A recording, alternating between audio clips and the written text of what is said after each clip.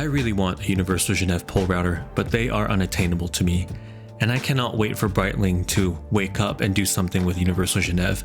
So I thought to build a UG pole router lookalike using Namoki Mods parts, and this is something that is going to be a new experience for me. Every good build needs a heart, and the heart of this build is the Seiko NH35 movement with the date wheel included, and I will not be removing it for this build. I may swap out to a different dial down the road, so I'd figure I'd just leave it on the movement. I do also have a Namoki Mods Snowflake rotor, and this is a custom rotor by the brand. I'm excited to see how it will pair with the gold case of this build, speaking of which we have all covered up safely and carefully is the PVD Gold UG pole router style case with the beautiful engine turn chapter ring and crown included. It is a screw down crown as well. Of course, we need the O-ring to ensure water resistance for the case. And we do also have a beautiful sectioned off crosshair dial, which is reminiscent of classic Universal Genève pole routers of the 1950s and 60s. We have an exhibition case back where we'll be able to see the movement, and that customized rotor will be a good pairing with this case back. Accompanying the dial are the hand set, and we have pitch Delphine style like hands, very simple and elegant. I do recommend you check out Namoki Mod's website if you're interested in any of these parts, and I will also discuss the tools that I've used, including this Bergeron dial protector, which will aid in removing the hands should I ever need to do that from the dial. Now, I would recommend that you get yourself a pair of finger cots for each hand to prevent any grease to be displaced on the dial from your fingertips. I, being the smart, brilliant person I am, ran out of finger cots, so I only have enough for one hand. I know you'll cringe along the way, but just bear with me. So there are 4 dial feet on the back of the dial that needs trimming. You'll have to figure out which orientation facing upright the dial needs to be on the movement holder. So how I would plan to do that and trim the dial feet is through the use of a pair of trimmers.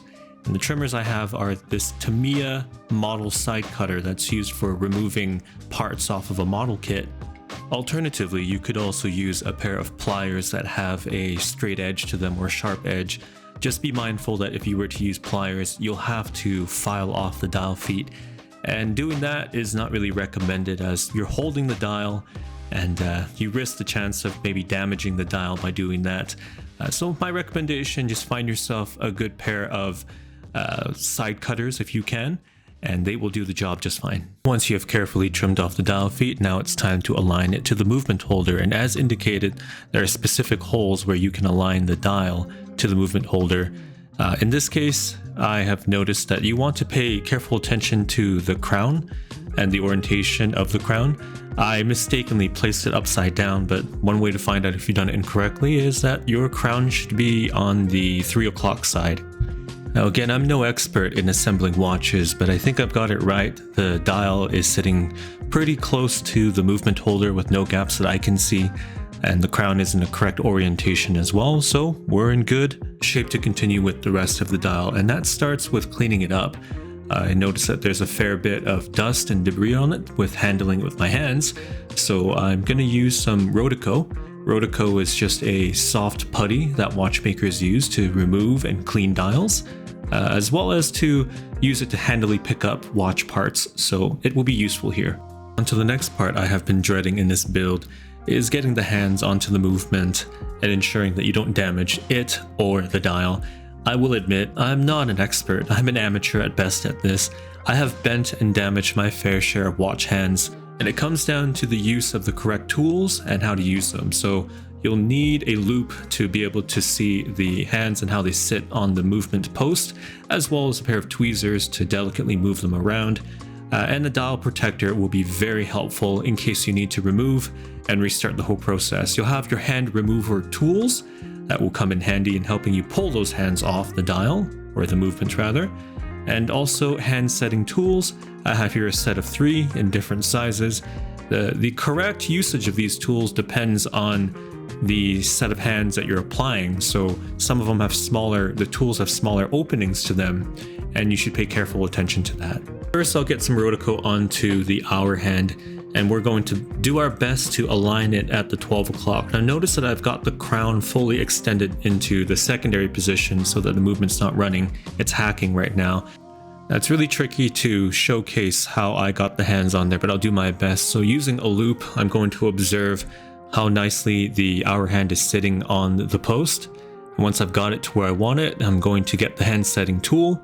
I've watched several videos about the correct amount of pressure to get the hands on there, and they say gently setting the tool with just the weight of the tool in pressure, not your hands putting a tremendous amount of pressure on the hour hand, is the way to do it. I think I've got it to a point where it is loosely set, and I can make adjustments later on if needed. I'll repeat the process for the minute hand, carefully picking it up with Rodeco and then placing it just right onto the post using very minimal pressure on the hand setting tool. I've got the minute hand set loosely onto the post, and I'll show you the angle of which the hands are sitting right now. At this point, you should observe how close it's sitting to the hour hand. There should be enough clearance for them to move without rubbing or scratching. That's really the key. And make any adjustments here if you can before applying the second hand. Now this is really tedious work. Take your time.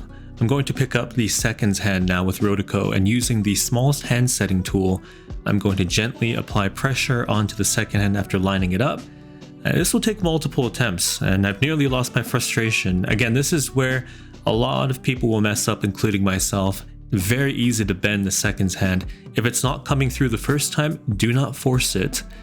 Just make sure you check with the loop to see that it's lined up correctly, and use hardly any pressure to get it onto the movement, and take your time. Really, that's all it comes down to.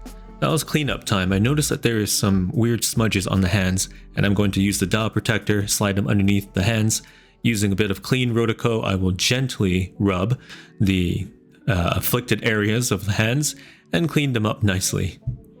This is the part of the build where I feel like it's starting to come together, and that's casing the watch. I have the movement and the dial on a movement cushion, which elevates the movement from interfering where the balance and the regulator may be touching a surface that it shouldn't be, gently flipping it around after the movement has been just barely cased.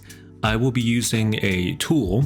In this case, I just have a wooden nib that I'll be pushing down on the movement holder gently, and you'll see here, in order to get the movement to slide into the case, we're going to put just pressure on the outer perimeter of the movement holder. I have here a miniature hand vise tool that will allow me to attach the crown stem to it, which the movement did come with a crown stem that I could trim. And next up, we're going to just carefully measure out exactly how much of the crown stem is needed to be trimmed. And in doing so, I've got a pair of pliers that have a sharp edge to them that will allow me to cut to size the crown to where it needs to be perfectly sitting flush onto the case. After doing so, I will attach it using the vise tool to the crown, gently screwing it into place until I feel that the threads have run out and it will no longer go any further. This is a process of trial and error. You will have to take out the stem multiple times if you are new to building watches like I am. It took me several attempts to cut and size the crown stem to the perfect length where it will not interfere with the operation of setting the hands and the time. Going to get the rotor onto the movement, and this is the oscillating rotor, which is intended to wind the watch on the wrist. And I have here the custom snowflake hollowed out rotor from Nemoki Mods. So we're going to gently set it into the post that's sticking up right in the center of the movement. And there is a screw on the rotor that we'll use in order to tighten it up. So observe how we will place it right in the center. And we're going to use a flathead screwdriver and just gently balancing out the rotor and screwing it together. The threads are relatively short, so you don't need to go very far, and no force is really needed to get the rotor on. It should balance out nicely and rotate freely. I have an exhibition case back here that will go well in showing off that rotor, and we'll use a case back remover ball to tighten up the watch case back for now, and I will be using a case back remover wrench to fully tighten up all the way afterwards. But this is the end result. Now's the time to get a suitable watch strap for this gold beauty, and I have here a Saffiano leather strap. I actually bought this one from AliExpress a while back. I think it'll be a perfect match, minus a gold buckle that's missing, but we'll fix that later on. Quick release spring bars make it easy to place the strap onto the watch. And this is the end result. I'm pretty happy with it. What do you guys think? We have a beautiful matte black crosshair dial with a beautiful gold PVD case, matched with an appropriate vintage looking domed crown, and it has these twisted lyre shaped lugs which are just beautiful in my opinion. Paired with these 20mm Saffiano leather strap, I think we have a very classy looking piece. And then of course the snowflake hollowed out rotor in the back to finish off the build. Let me know what you guys think in the comments. Now, I have a 6¼ inch wrist. The watch measures in at 39mm wide with a 46mm lug-to-lug length.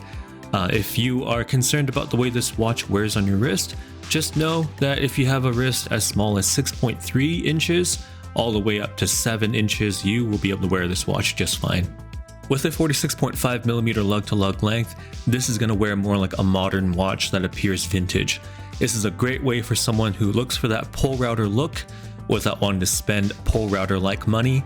Definitely check out nomokimods.com if you're interested in this type of a build with all the parts listed. Thank you for watching. I'll catch you in the next one.